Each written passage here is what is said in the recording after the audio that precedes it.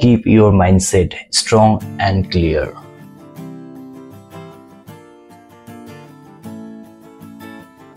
সেরাফিয়া রাজ্য রানী লায়লা ছিলেন এক দূরদর্শী শাসক।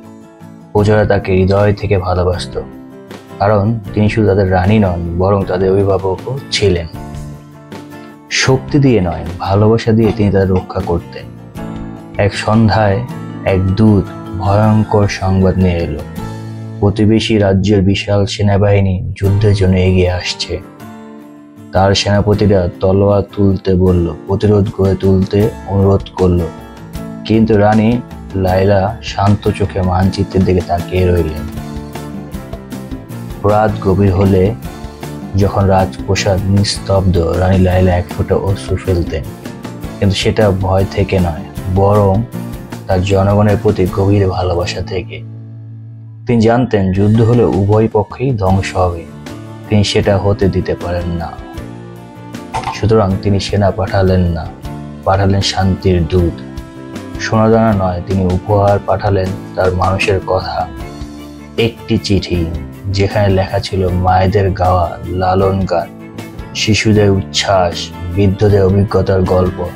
তিনি লিখলেন ভালোবাসার কথা, জীবনের কথা।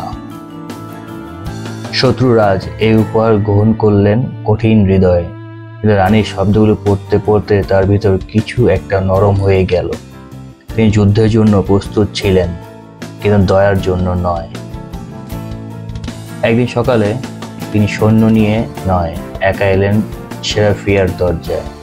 সেখানে রানী লায়লা অপেক্ষা করছিলেন, নিরস্ত, শান্ত, কিন্তু চিত্ত অটল। শত্রুবাজ হাঁটু গেড়ে বসে বললেন, আমি যুদ্ধ করতে এসেছিলাম, কিন্তু তুমি আমাকে শান্তি দিয়েছ।